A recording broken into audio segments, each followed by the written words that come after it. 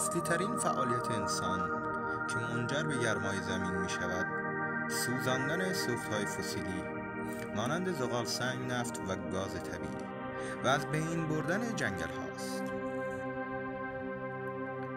بیشتر سوختهای فسیلی در اتومبیل ها، کارخانه ها و نیروگاه ها به مصرف می رسند. سوزاندن این سوختها گازی به نام کربن دی اکسید با علامت اختصاری CO2 تولید می کند. کربن دی اکسید از گازهای گلخانه‌ای است که روند فرار گرما از جو به فضا را بسیار کند می کند.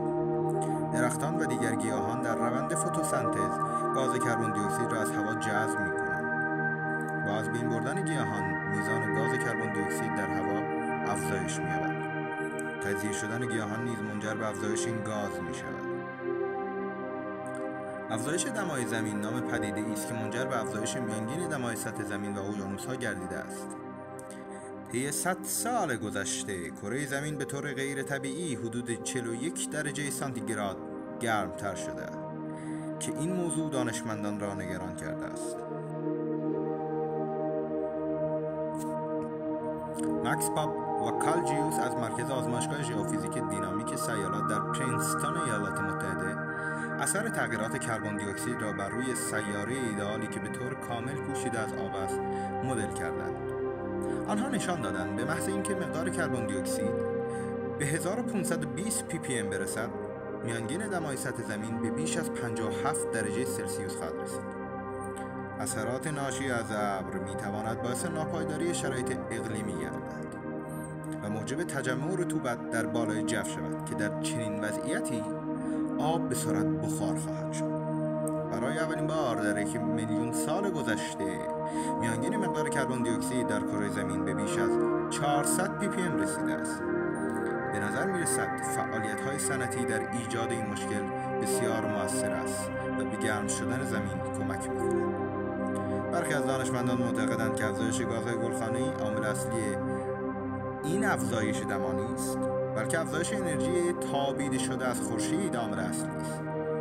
اما بیشتر کارشناسان هواشناسی تأثیر این عامل را در روند افزایش دمای عمومی کره زمین بسیار ناچیز دانسته‌اند. ادامه این افزایش دما آثار مخرب زیادی در بر دارد. ممکن است زندگی گیاهان و جانداران دریایی به مخاطره جدی بیفتد. زیستگاه‌های گیاهان و حیوانات دچار تغییرات اساسی می‌شوند. الگوهای آب و هوا دستخوش تغییرات می‌شوند. نتیجه آن وقوع سیل، خشکسالی و طوفان‌های شدید مخرب خواهد بود. افزایش دما با ذوب نمودن یخ‌های قطبی باعث بالا آمدن سطح آب دریاها می‌شود. در مناطق خاصی از زمین بیماری‌های انسانی گسترش می‌یابد و محصولات کشاورزی نابود می‌گردند. تکرار وقوع شرایط بحرانی آب و هوا منجر به خسارت زیادی می‌شود. تغییرات الگوهای بارش باعث افزایش سیلاب‌ها و خشکسالی در نواحی مختلف شده، طوفان‌ها و تندبادها بیشتر و قدرتمندتر به وقوع خواهند پیوست.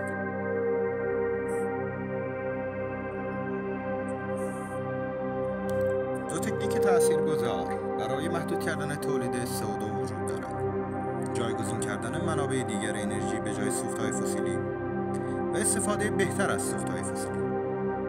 منابع انرژی جایگزین سوخت فسیلی کربن دی اکسید تولید نمی‌کنند. این منابع شامل باد، نور خورشید، انرژی هسته‌ای و حرارت زیر زمین میباشند. دستگاه‌هایی به نام توربین بادی می‌توانند انرژی باد را به انرژی الکتریکی تبدیل کنند. باتری‌های خورشیدی نیز می‌توانند نور خورشید را به انرژی الکتریکی تبدیل نمایند. نیروگاه‌های حرارت زیر زمین می‌توانند از گرمای موجود در لایه‌های زیرین خاک انرژی الکتریکی به دست آورند. استفاده از این منابع هزینه‌های بیشتری را نسبت به سوخت‌های فسیلی در بر دارد. با این حال، پیشرفت تحقیقات درباره استفاده از آنها می‌تواند منجر به کاهش هزینه‌ها شود. همانطوری که بیان شد، فعالیت‌های مختلف انسانی به انتشار گاز دی اکسید کربن کمک کرده است. از این فعالیت احتراق سوخت‌های فسیلی برای تولید انرژی سبب 70 تا 75% از تولیدات گاز گلخانه‌ای دی اکسید کربن که منبع اصلی انتشار دی اکسید کربن است و 20 تا 25% باقی مانده از تولید گازهای گلخانه‌ای توسط پاکسازی زمین و سوخت و انتشار از اگزوز موتور خودرو ایجاد می‌شود. اکثر تولید گازهای گلخانه‌ای دیوکسید کربن حاصل از فرآیندهای صنعتی در کشورهای در حال توسعه است، از جمله در ایالات متحده و اروپا گرفته شده است. با این حال انتشار دیوکسید کربن از کشورهای در حال توسعه در حال افزایش است.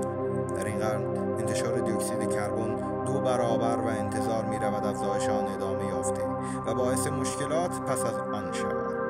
دیوکسید کربن در اتمسفر حدود 50 تا 200 سال باقی می‌ماند. با این حال اگر مقادیر کربن دی اکسید افزایش یابد، می‌تواند مشکلات فراوانی را برای ما و دیگران موجودات کره زمین ایجاد کند.